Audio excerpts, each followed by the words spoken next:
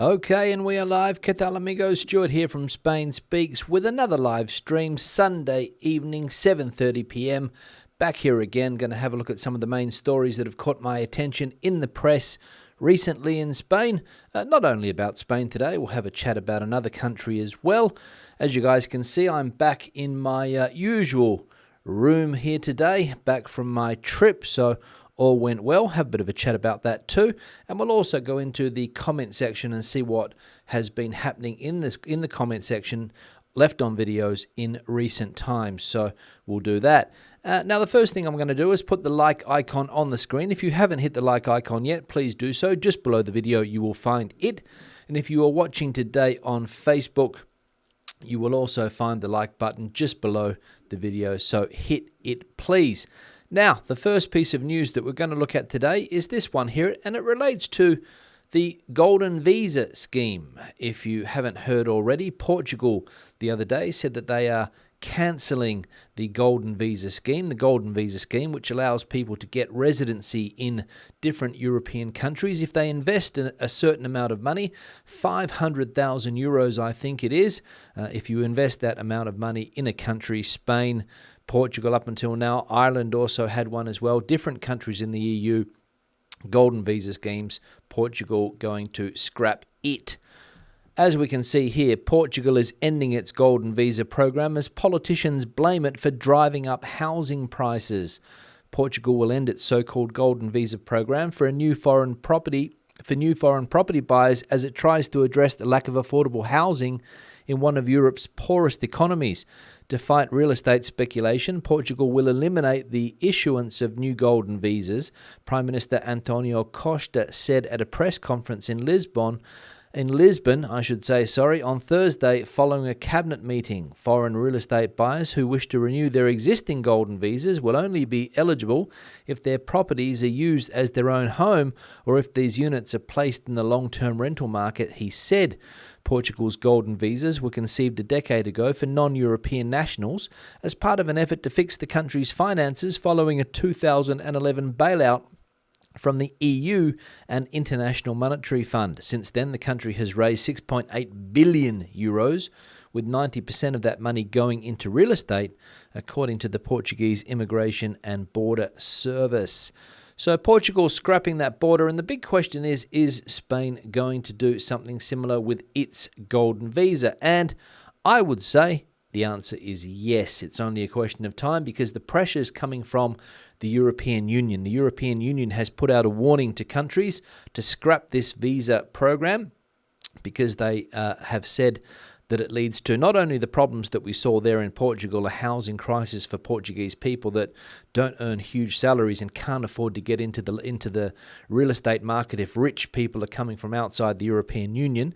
And as we know, Portugal has been flavour of the month with United States citizens over the last couple of years. So that's one of the reasons why they're changing it. And the European Union also says that it leads to illegal activities in the European Union. People buy the visa for the wrong reasons, criminals, for example, and it helps them with their criminal activities in the EU, especially when it comes to money laundering. So, as I said, Portugal scrapping that visa, and I imagine it's a question of time before Spain does something similar, because as we know, when the EU pressures, the countries normally do what the EU says. So, question of time, I would say. Second piece of news, the map that shows the most important companies in each province in Spain. Data-Centric is a company dedicated to providing data for marketing and decision-making. The company has produced a curious map of Spain showing which is the most important company in each Spanish province. As the company explains, the methodology used includes surveys of local professionals, web presence, growth rate, employee size, and turnover, among other relevant data. According to Data-Centric, the map reflects the cultural identity, social embeddedness, and business relevance go hand in hand. And if we have a look at the map in question, we can see here the map of Spain and the Canary Islands and the Balearics, of course, and the biggest company in each province, all of the different provinces. Not autonomous community, province, okay? So if we start up in the top left with Galicia, we can see that Inditex, obviously, in A Coruña, the biggest company there, And interesting, in the province of Pontevedra, Citron is the biggest company in that area. Leche Asturiana in Asturias. In Madrid, bang in the centre, Telefónica, the biggest company. Airbus, the biggest company in Albacete province, where I was last week. Murcia. Barcelona, SEAT is the biggest company. MAL, the biggest company in Guadalajara, which is a neighbouring province of Madrid.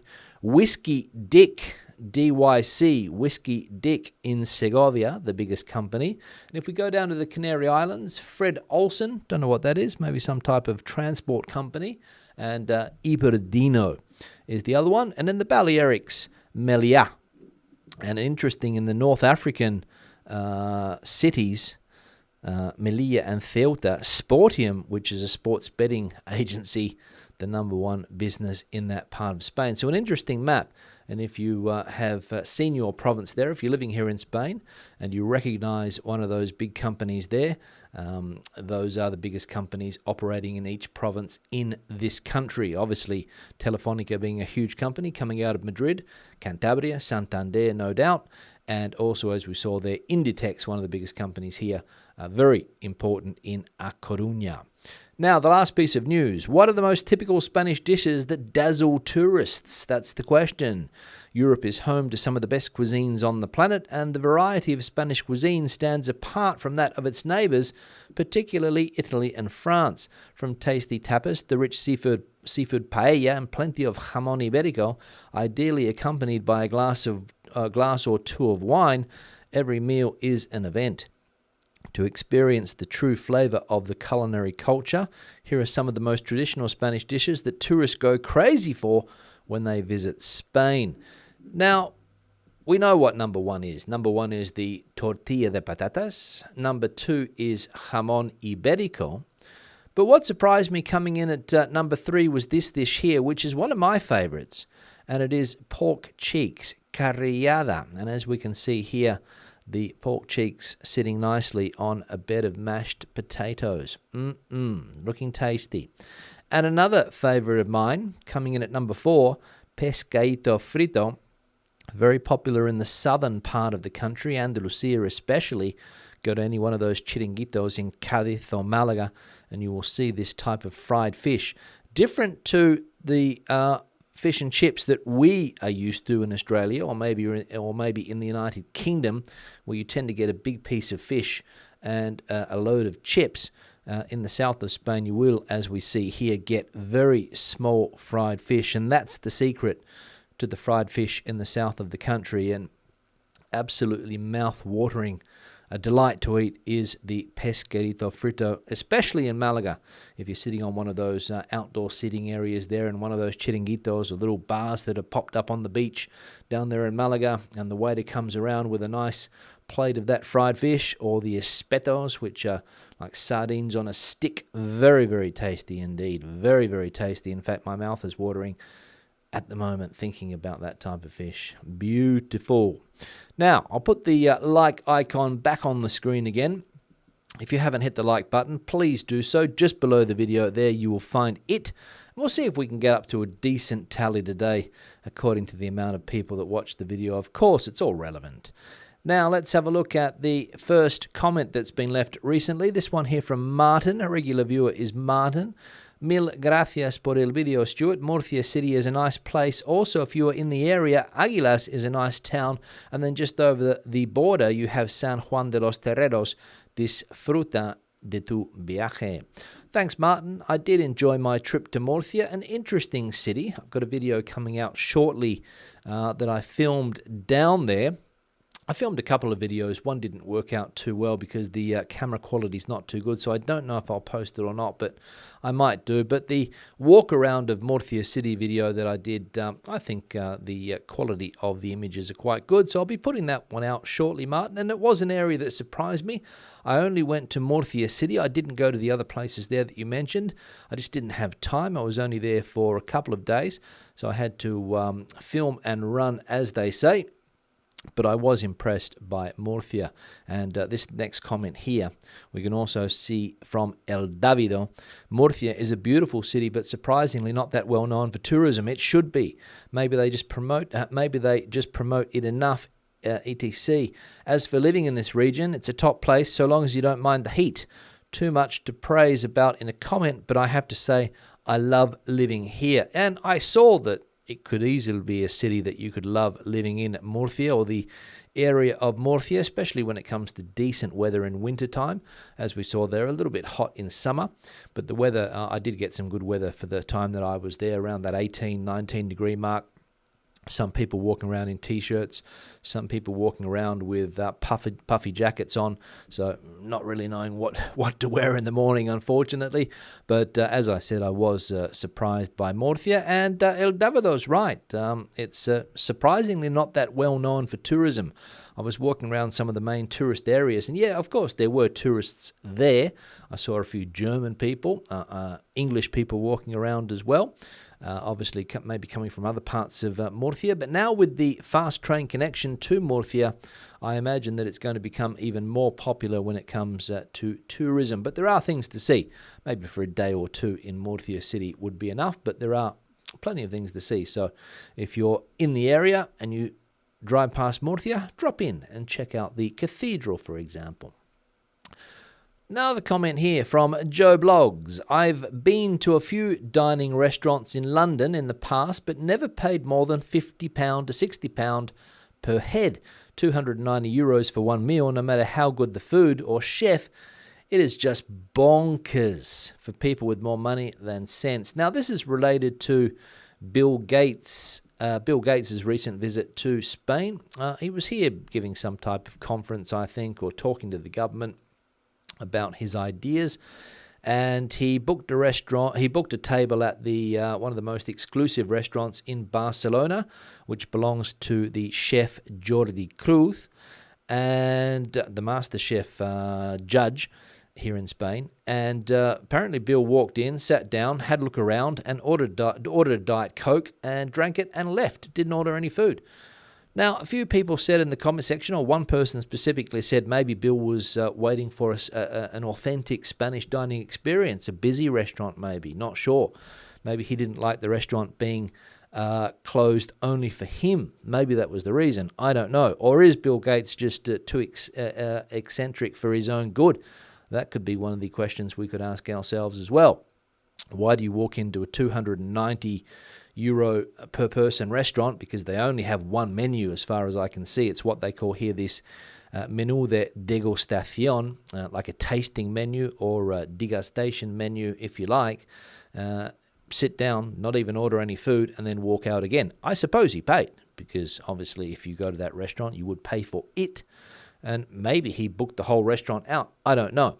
But it was a strange story that we saw the other day. And the chef, Mr. Cruz, he was not happy with Bill Gates' attitude in his restaurant. So, interesting comment there. But Joe's right. 50 or 60 euros per head is not, or 50 or 60 quid per head is normally enough.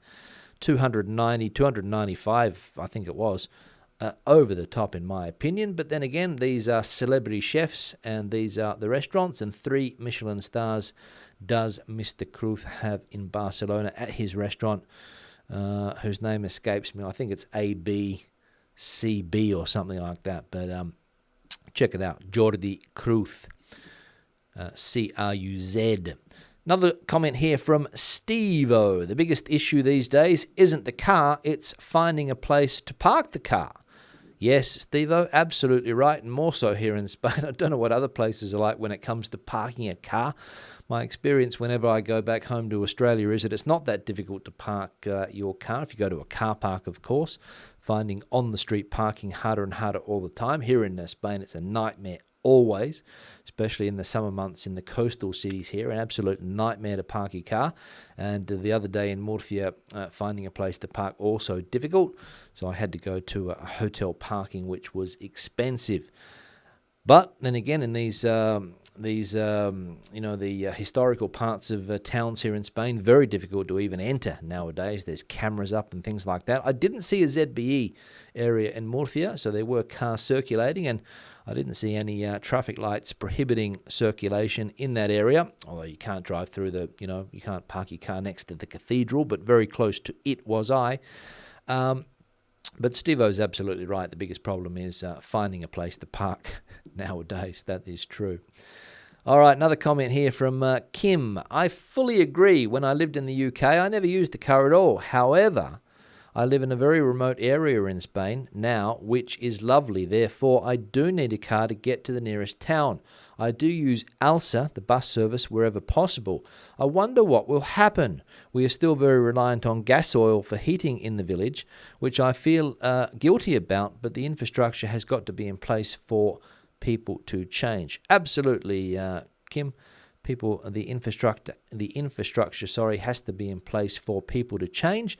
And it's not the same living in a big city where you do have modern infrastructures, although as we know here, when it comes to charging your electric vehicle, it's not as readily available as some people would like.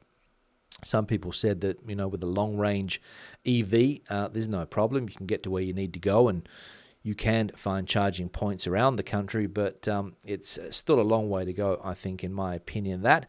And also changing the heating, the way people heat their homes in villages as well. As we saw there, gas oil still readily used in that village. And as we know, what's going to be the next policy when it comes to the burning of fuels for heating? That's going to be a question as well. So interesting there. And when it comes to public transport, when you live in a big city like Madrid, you don't need to have a car. But living rurally, as Kim does there, of course, difficult to get around if you don't have a car. So that's one of the realities of country life here in Spain. And one here from Chaz. What you are describing as renting your car is identified as leasing the car in the US. Rentals are attributed to Hertz, Avis, etc. Yeah, I mentioned this the other day. The car that I have, in Spain they call it renting. Renting, okay? Not rental, renting. Don't know why, because here in Spain they like to put the word they like to put ing on the end of words to sort of give it a sort of an English feeling. So footing, for example, renting. Leasing is an option here, but it's a slightly different concept. The concept is called renting. It's a long-term rent. It works the same as a Hertz or an Avis or a budget rent-a-car, but it's not short-term, it's long-term. So for instead of a weekly contract or a day contract that you can have with a normal rental car, these are for years. So I think the minimum's 6 months, and the longest you can get is 5 or 6 years, I think. And the monthly quota you pay depends on the length of the term of the contract. So 6 months you'll pay more, 3 years you'll pay a little bit less, and 5 or 6 years you'll pay less than you would if you only get it for 6 months. And somebody pointed out that you're just paying for the depreciation. Probably true, but it can be written off by companies and self-employed, which is what a lot of people do. And the other aspect there is that you don't have to worry about any maintenance. It's all taken care of. Everything's taken care of. You pick up the car, and then you hand the car back in. You take it to a garage if you want to get it serviced. So, for example, when the car tells you, nowadays cars tell you that they need to be serviced, so you take it along to an authorized garage. They service it for you. You don't have to pay anything. If you get a flat tire, you change it. You don't pay a thing. So all of that is included in the price. And for some people, it is becoming an option, a more and more common option here in Spain. But it's probably similar to, as we saw there, leasing in the States. But here it's called renting. So that is what I have. Now, we're up to 110 likes, so we've cracked the ton. I'll just put the little like icon back on the screen there. If you haven't hit it yet, please do so, just below the video. Or on Facebook as well, just below the video, you will see the like icon. Now, we're going to change, or I'm going to change the backdrop now. Some viewer pics that were sent in. This one was sent in from Liz a couple of weeks ago, and it's Benidorm. And she said a very cold Benidorm when Liz was there. Quite chilly down there in the Mediterranean this winter, and people are feeling the cold. And Benidorm apparently no exception. A bit of a stormy day here, as we can see, and the sun peeking through the clouds and reflecting off the ocean down there, that Mediterranean coast that is Benidorm. Now we're going to go into the comment section as well. I'll go through the comments and see what's happening there. But first, I'll just put the I'll just put the email address on the screen. So if you haven't hit it yet, please do so just below. The email address is there. If you want to send a picture in, please send it in to this address here, gmail.com, spainspeaks@gmail.com. Okay, now let's get into the comment section. Let's have a look. Steppenwolf, or Colin, saying, "Greetings, Stu. Hope you enjoyed your brief Murcian visit." Did indeed, as I mentioned before, Colin. Thank you very much for that. I enjoyed Murcia. I liked the food in Murcia especially, and the fresh produce, also very, very good. That is the secret to the cuisine in Murcia, the fresh fruit and veg.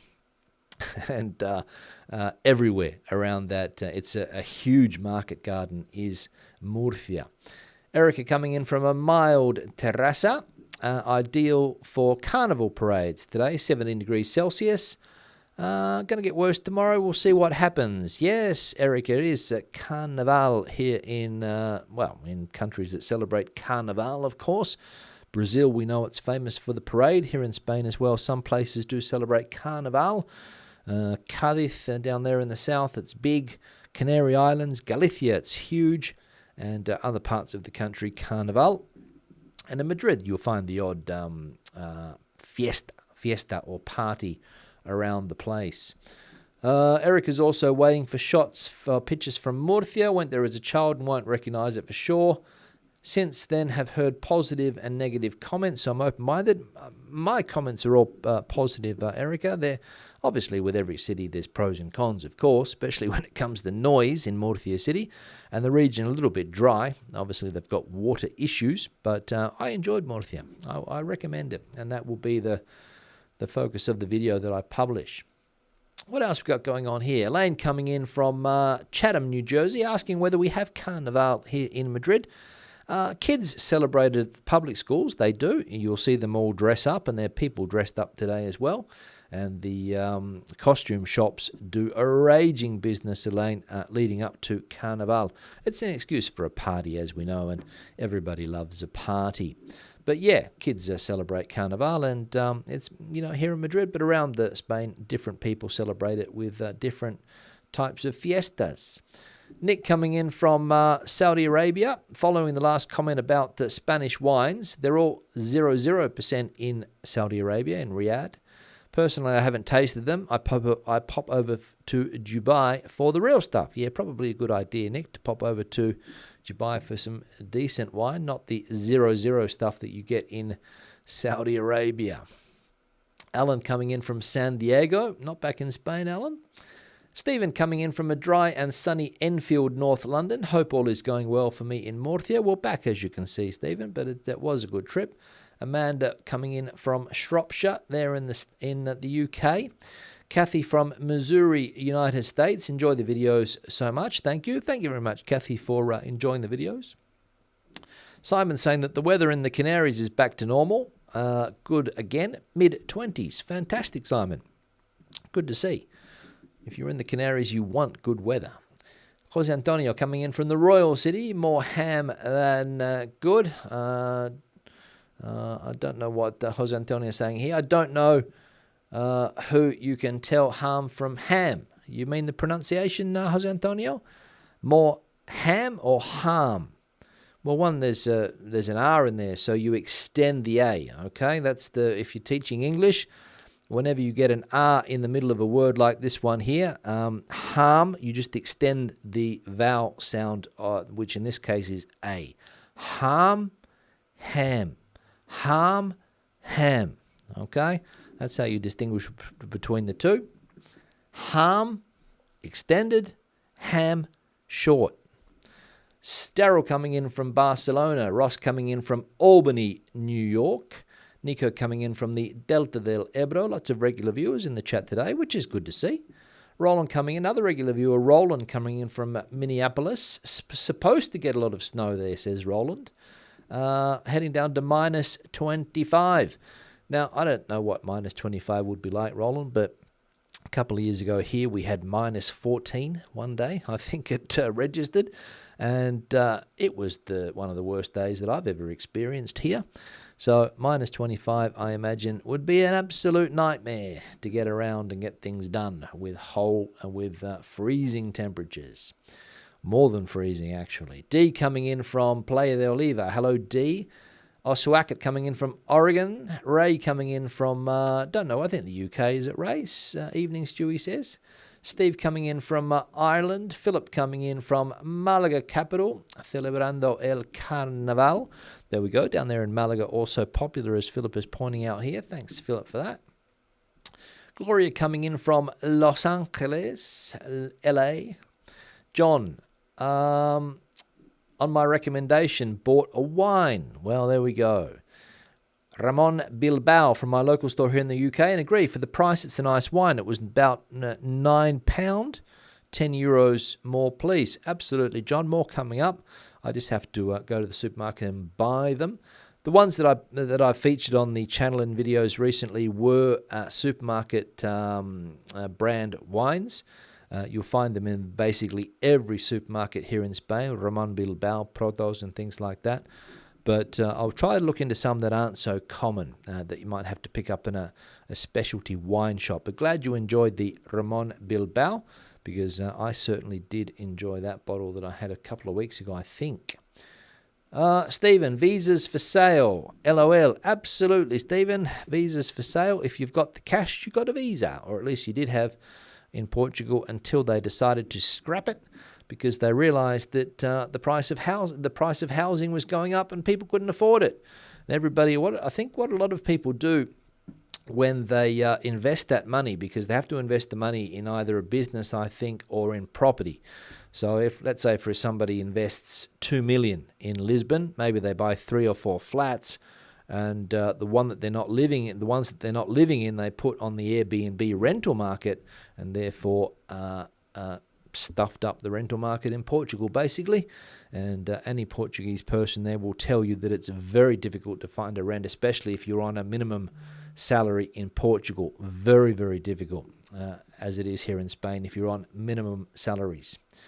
Kevin coming in from Martos, Jaén. Warm and pleasant evening there. Also warm and pleasant here in Madrid today, Kevin. So I think that's the general trend around the country. I saw Galicia was even 22 degrees in some parts there today, which is not normal for this time of the year.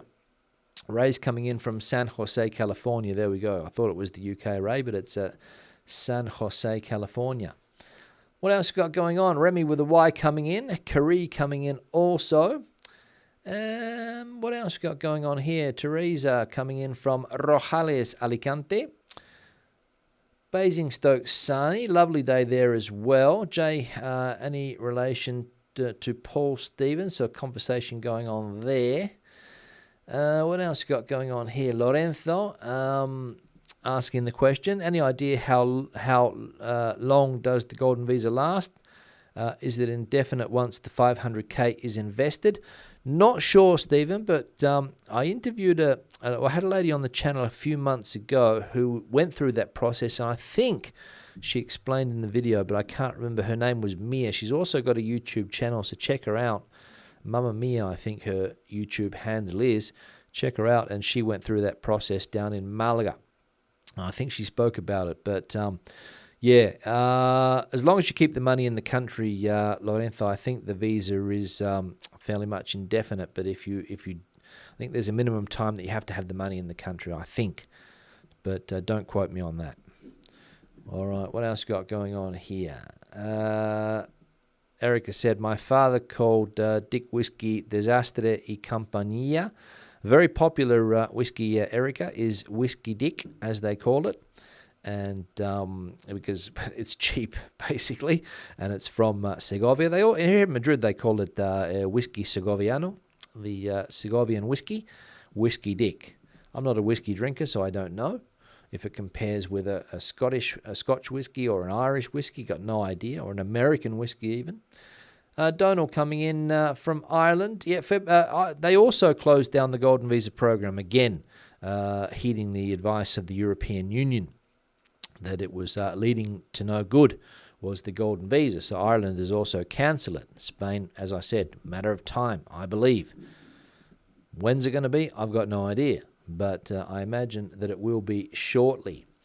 All right, now we're up to 140 likes. I'll put the little like icon back on the screen one more time. So if you haven't hit it yet, please do so, just below the video. We'll see if we can get up to 150 today. I'm going to change the backdrop in a minute. I'll get off this nice Mediterranean view for something different. We'll go to the north of Spain in a minute. But as I said, if you haven't hit the like button, please do so just below. All right, what else we got going on here?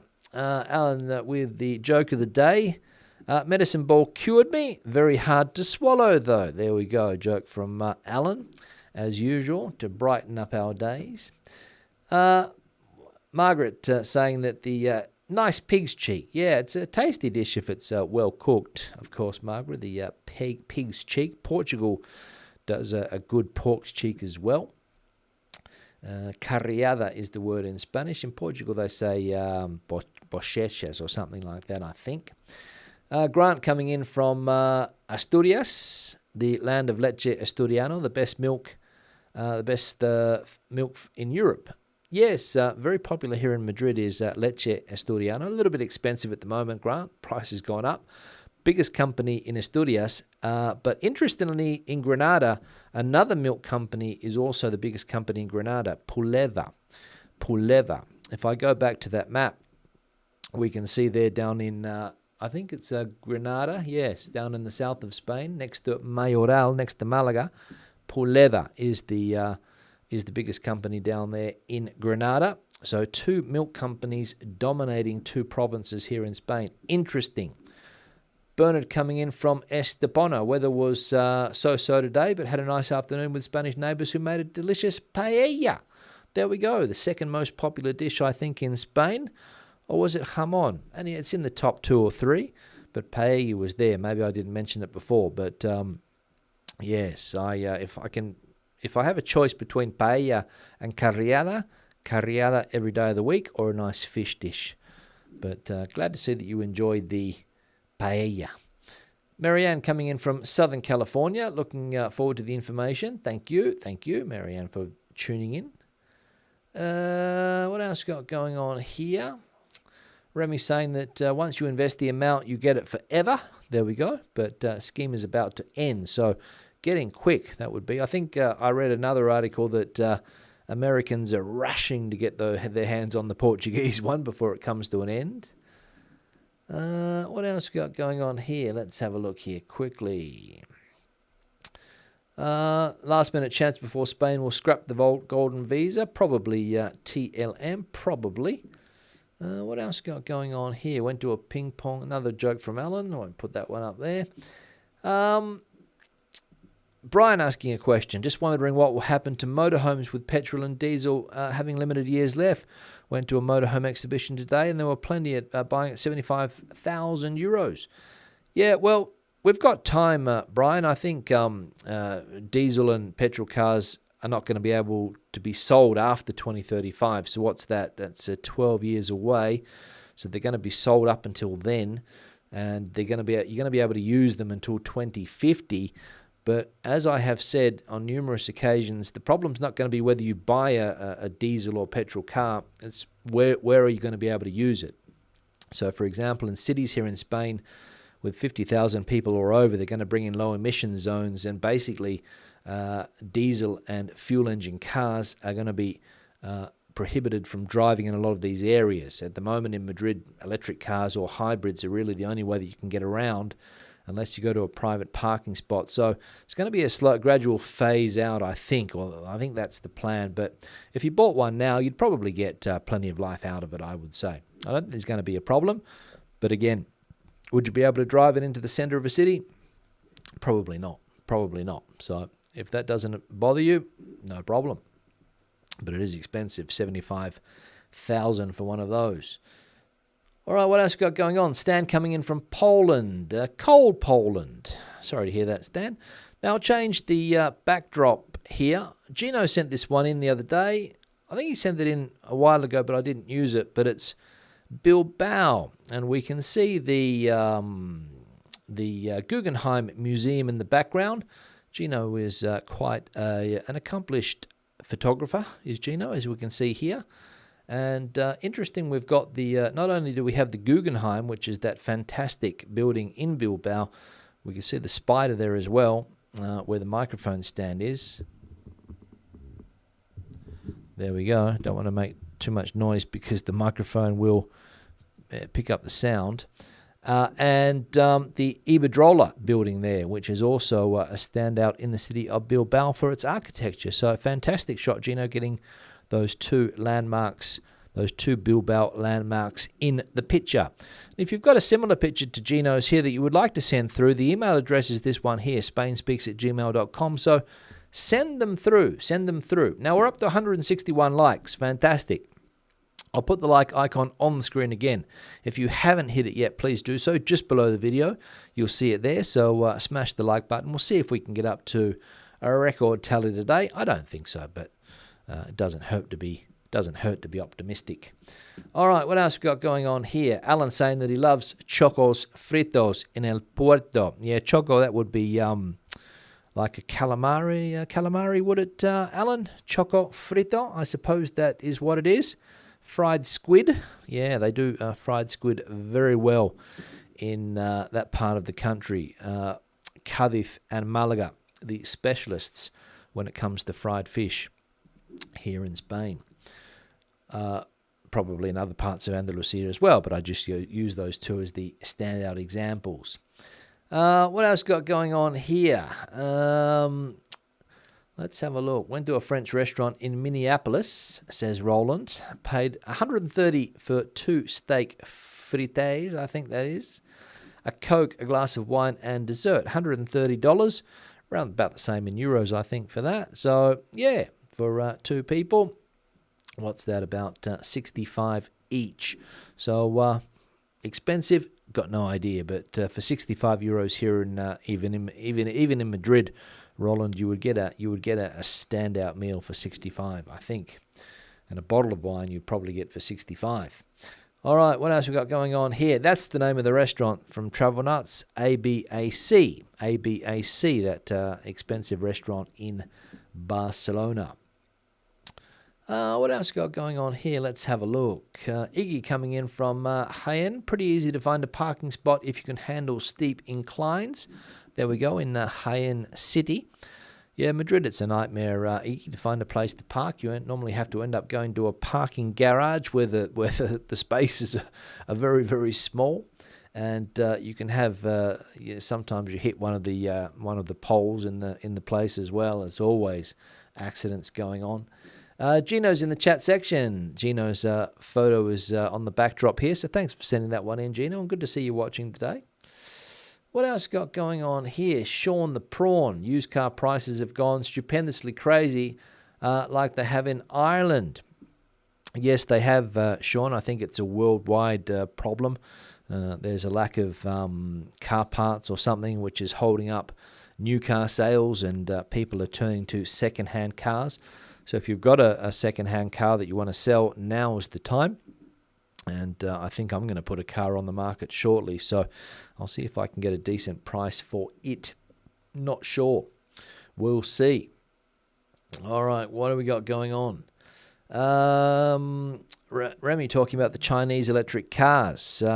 NIO is about to present their new battery for rent only, 1,000 kilometers real range. There we go. That's an improvement on the 600 that you get from the current electric cars. So if that is the case, yeah, the Chinese are going to be dominating that market. We can guarantee that. Thanks, Remy, for that. And that was one of the big worries from the European Union. Are the European car manufacturers going to be able to, up the game to compete with the Chinese? That's the question. Let's have a look. Hey Stu, random question. Since living in Spain, have you ever tried introducing Spanish people to Australian foods like Vegemite? Yeah, Vegemite is one of those things, Mal, because you either grow up eating Vegemite and you like it, or you will never like it in your life. I think it's one of those things that you can start eating when you're 20 or 30. I think you have to grow up eating it and just get used to the taste of it and know what the secret of Vegemite is. And the secret of Vegemite is to not put very much on your piece of toast. Just limit the spreading of the Vegemite. Don't cover the toast in Vegemite. It'll be a terrible experience. A little bit on there, and the salt is quite tasty in my opinion. But then again, I grew up eating the stuff. No, I've never tried to introduce other people other than my immediate family, and they didn't take to it. All right, what else got going on here? Let's have a look. Ronnie coming in from Benny Hoffa. YD got the driving test, got behind the wheel and passed. There we go. Fantastic. It's not as difficult as people like to think. You just got to get into the process. Once you get into the process and pay your fee to the driving school, in theory, you should get your license, as long as you know how to drive. All right, good. What else we got going on here? Rosa, coming in from Facebook. Too many pesos springing up. Pesos are flats, of course. More heads per metre, so parking becomes difficult. Might take out shares in a company that produces extremely long cables to charge up electric cars. Could be a good business investment, Rosa. But you're absolutely right. The blocks of flats are normally, or the majority of blocks of flats only come with one parking spot per apartment, let's say, or per flat. So therefore, if you got the average couple, there's two cars, one has to go on the street. And then when the children grow up and start driving, remember that a lot of kids here don't leave home until they're in their late 20s sometimes, so they're out driving. It's happened with my neighbours here, two kids that have recently got their licenses, and of course 2 cars went to 4 cars. And sometimes it's difficult to even park where I live here now.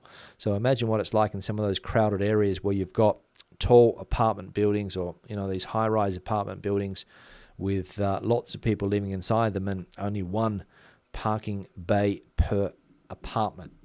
It is a problem. All right, what else got going on here? I'm just going to go through quickly because I'm running out of time. 41 minutes now. We're almost at the 200 like mark. I've got a few dislikes today, so obviously some people are not happy with something that I've said over the last few years. Normally happens. People wait to see me online and hit that dislike button. Or they do it by mistake. I don't know. But anyway. What else got going on here? Let's have a look here quickly. Someone's asking here, how can I learn Spanish quickly? Baltra asking the question. Difficult to learn a language quickly, in my opinion, even though there's plenty of people that will tell you that you can learn it in 3 months or 6 months, or if you learn 1,000 words, you'll be able to speak Spanish. No, you won't. You'll be able to maybe able to understand some things. You might be able to have a basic conversation, but in my opinion, the best way to learn Spanish quickly is to go to a Spanish-speaking country, immerse yourself in the culture, take classes at the same time, and then everything you learn in that class you put into practice when you walk out the door. That would be my recommendation. Don't fall for any of the tricks that tell you that you can learn Spanish quickly or that you only need to learn 1,000 words and you're going to be able to speak Spanish. It just does not happen. It just doesn't happen, all right? That's just marketing. But get on a plane, come to Spain, go to South America somewhere, get amongst the locals, and that's how you will learn the language. All right, well, quickly or not, depending. All right, what else got going on here? Lots of comment today. I don't think I'll get through them. Let's see if I can get through it here quickly. If I've missed something. Same question being repeated again there about Vegemite. What else got going on here? Another beautiful day in Camposol. El Davido, yes, the Murcia person that we saw before. Hope all is well. Alida coming in to Spain next week to explore the possibilities of moving. I hope all goes well from JFK next week coming to Spain. What else got going on here? Daryl saying that morros in Catalonia, fried dried pig's cheeks. Lovely. Yeah, sounds appetizing, Daryl. Fried dried pig's cheeks. Sounds very appetizing. In fact, I might ask for some next time I go to a restaurant. Not. All right, what else we got going on here quickly before I finish? I think I'm just about there. So I'm going to say thanks to everybody for participating in the chat section today. Lots of comment there, which is fantastic. Thanks for watching. Thanks for the people that sent in their backdrop photos here. Gino and let me see if I remember who the other person was. Liz. Thanks, Liz and Gino, for the backdrops.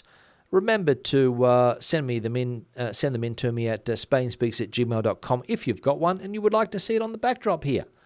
Thank you very much. Just before we finish, Chrissy's got some feedback about her Spanish. I had lessons for 14 months at a school in Coin.